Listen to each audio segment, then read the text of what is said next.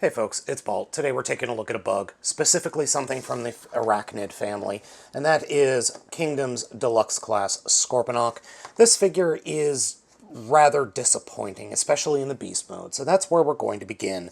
The overall look of the beast mode is okay, and I actually do like the transformation, but the result we end up with isn't that much fun. The base mode does have some posability in it. The tip of the tail moves, the stinger moves, though it cannot move all the way forward like it would to stab a, enemy. Legs are on ball joints. The rear legs are on a single ball joint. The middle two legs are on a ball joint, and the front legs are on a ball joint. Head cannot move, but you do see the robot head sticking out from underneath. Arms, or I should say front pincers, do move. They have quite a bit of range of movement, but they don't lock into place at all in the front of the beast mode, which is just annoying. And speaking of annoying, are the bottom parts of the beast mode. Yeah, there's just a leg folded up in there, and many folks have said that I don't have it compressed enough. Yeah, this is as far as I could get it to compress, and it's not great. It's just not great. It does have some features. It does have a Cyber Bee, which I do greatly appreciate, which can unpeg and peg into any other transformer with this kind of peg. And the other claw has missiles, which are only molded on one side. And they have to be vertical like this, otherwise that happens.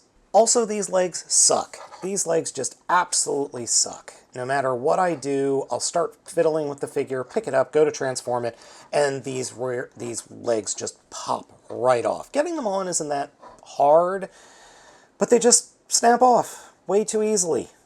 Well, I guess then that really does make it a Beast Wars figure, doesn't it? Scorponok's transformation isn't hard, but it's not what I would consider fun.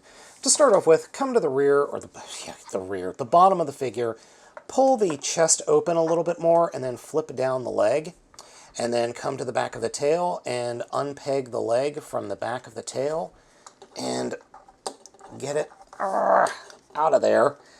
Sometimes a little bit harder than it needs to be. Straighten the legs out, turn the hips so that they're pointing towards the bottom of the bug mode, and then collapse the hips up, and these hips should snap into place. Push the shoulders down just a little bit.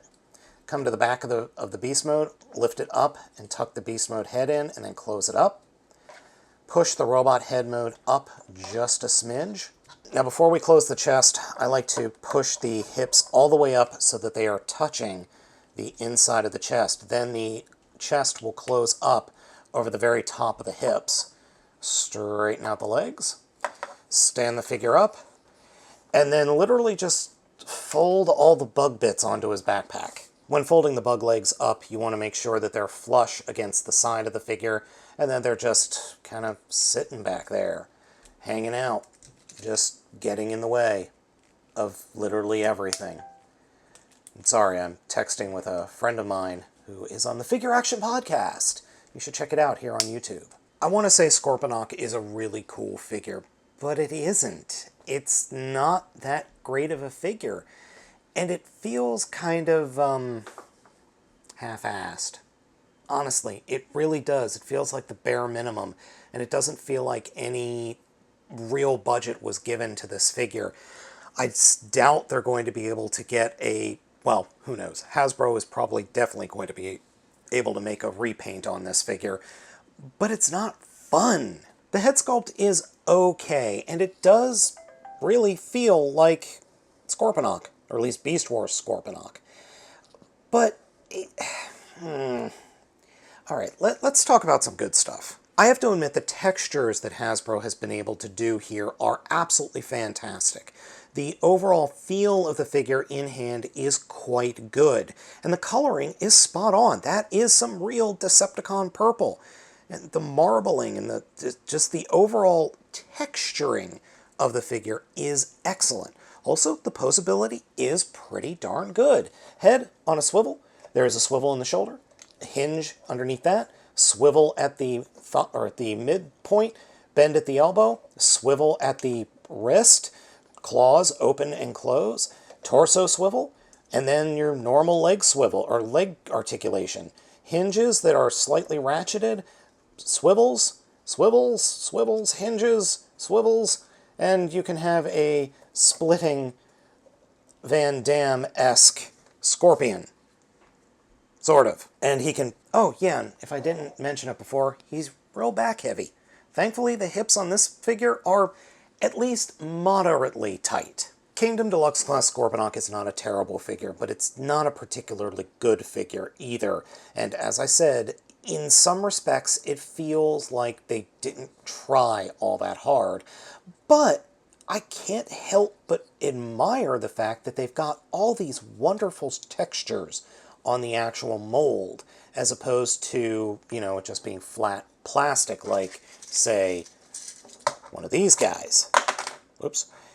There's a lot of bumps, a lot of grooves, a lot of interesting feeling going on here with the figure, but it's really a bummer because I'm kind of torn. Would I have preferred this figure with this texture, or would I have preferred a smooth figure that was better? So I don't know. I legitimately don't know. So should you pick up Scorponok? Honestly, I don't know. If you want more Predacons in your life, then absolutely. But be forewarned, Scorponok is actually shorter than Black Arachnia, who is shorter than most of the other deluxes in the entire Kingdom line. It's not a great figure. It just isn't. And if you've got the money to spend, I would strongly recommend picking up any other Kingdom figure.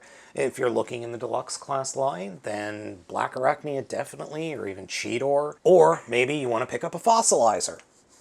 Seriously, the Fossilizers are great, and they're way better than Scorpy Boy here. So folks, let me know what you think of Scorponok down in the comments. Thank you so much for watching. I have been Baltmatrix, and I'll catch you next time.